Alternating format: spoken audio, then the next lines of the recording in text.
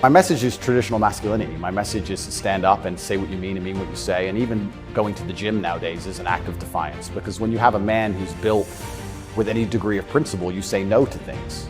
And I think if I have to analyze my message and why I'm so disliked by the people who dislike me, it's not the things I'm saying, it's the fact that if you adhere to my principles and you adhere to the things I say, you end up being the kind of person who will resist certain ideas. You say no.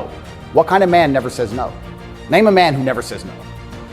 Men say no, right? Men wake up and say, no, I don't think that should be done this way. No, my children will not be taught that. And so when you say to men, listen, you're allowed to have an opinion, you're allowed to have standards, you're allowed to have boundaries and barriers, you're allowed to get up and become important and work hard and try hard and become the kind of man who can't be controlled, then you're seen as an enemy. And especially with the massive influence I've gained, I think they look at me and go, he's helping men resist slave programming. We don't need him around. We need to empty their brains so we can inject the slave programming and convince men to be eunuchs, because once you're eunuchs, then you're not a threat. I'm saying in the world we live in today, it's hyper-competitive, and if you want to be the kind of man that has the choice of women to choose a good one, you need to be an excellent man. It's no longer acceptable for you to just be an average Joe or below average. You have to get up and you have to work hard and you have to be smart and interesting and you have to be charismatic and make some money and be in good shape, and you have to try very hard. And unfortunately for them, if you follow that path as a man and you become successful in those realms, you end up being the kind of person who resists enslavement. You become the kind of person who wakes up and says, no, I don't believe in that. That doesn't make sense. If you want a good society, so then you have to argue and sit and say, do these people want a happy, functioning society, or do they want something else? When you want to conquer a society, you kill the military age males. That's what you do. It's the first thing they've ever done. They walk in and all the men have to have their throats cut. They can't perhaps do that, but they can certainly cut your balls off. And then you can't resist. And I think there's certainly a movement to ensure that there's very little resistance left inside of the number one demographic which is required to resist oppression, which are military-age males. And they don't want those kind of people waking up with any kind of self-respect or standards, or to say, no, I don't accept this. I do not need a ninth injection. They don't want that. They want you to sit and say, I don't need it, but the news said so, oh well. I think a lot of this is actually genuinely cowardice. I think it's a very easy worldview. The life is easier if you accept the news tells the truth. Everything they want me to believe is true. Everything's nice and simple. Good guys, bad guys, doop-de-doop-de-doo.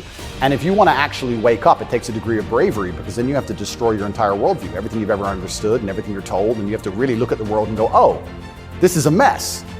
And that takes bravery. And once again, that's why they don't want men to be brave. They want you to sit there and go, oh, it's easier if just, CNN said, so it must be true. And it's cowardice. And they're trying to instill cowardice in all of us. That's what they're trying very hard to do. And I think even just me as a person, the people who hate me, my detractors who dislike me so much, even if I say nothing, I just turn up, big, bald, strong, fast car. But it's just me. I'm like the enemy to them, because I symbolize men who don't comply. And not don't comply in a negative law-breaking way, but don't comply if we don't agree with that or we don't see common sense in that, we're going to politely decline. And that's something I'll allow. I think that as a man, there's always going to be a degree of pain and suffering in your journey. I don't think you're ever going to become a successful man or be good at being a man without pain and suffering.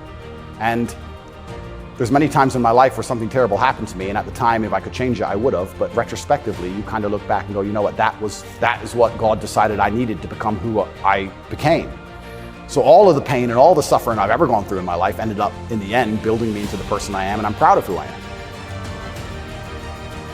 People don't seem to think me. They believe that there's a good guy and there's a bad guy, and one team's completely good and one team's completely bad, one team's crazy. They often use the word crazy because to be completely bad, you have to be crazy, right? So you're crazy, he's crazy, just for no reason. You just have to be critically thinking, and then after you're critically thinking, you have to be brave enough. And this is the real pandemic of the world, is cowardice. You have to be brave enough to look around you and realize, everything was a trick, everything was a lie. This is the thing that's interesting. I would actually argue in the 1950s and 60s, if you were to agree with every single narrative and obey every single law and do exactly what you were supposed to do and pay your taxes, etc., you'd at least get a wife who respected you. You'd at least have children who could go to school without being indoctrinated to a degree. You'd have a nice house. You could have a pickup truck. You could have a pretty good life if you just followed the rules. I don't think that's true anymore. I think that if you are a man especially, and this is what I talk about masculine issues. If you're a man who is born and you decide to do exactly as you're told, you're gonna end up depressed, in debt, working a job that you hate, with a wife who doesn't respect you, with kids who don't listen to you, in a house you don't own, until she leaves you, and then you contemplate suicide a while, and maybe you might find some purpose towards the end, enough to survive and pay your taxes, and then you're gone. I don't think a man who just follows the programming is gonna find any happiness. But they don't care. Why would they? They have no interest in masculine happiness. This is another thing that's very interesting. They talk about men's mental health all the time, especially in the UK. I'm not sure about America, but in the UK, they have this big drive for men's mental health, saying that men commit more suicides, a lot more, because it's hard to be a man. We commit more suicides when we're depressed, we have all these mental health problems. I come along, I genuinely get thousands of emails a day saying I'm helping people men's mental health, but no, you can't tell them to go to the gym and stand up for themselves and have pride. What kind of man's gonna have a solid mentality and not have mental health issues if he has no pride? That's part of being a man. Part of being a man is proud of yourself. If you wake up and you're not proud of who you are and how you look and the things you say, how are you ever gonna have a solid mentality? So when I teach things that genuinely help men's mental health, that's outlawed. No, you're not allowed to do that. Instead, you have to take our version, which is to pretend to care about men's mental health, but not give a shit. Give them a life they know they're not gonna enjoy, pay taxes, and medicate them. Medicate them long enough to keep working, the same way as we medicate farm animals. Just a bunch of injections, yeah. Just keep them alive long enough to get the milk. The milk's gone, chop the head off, boom.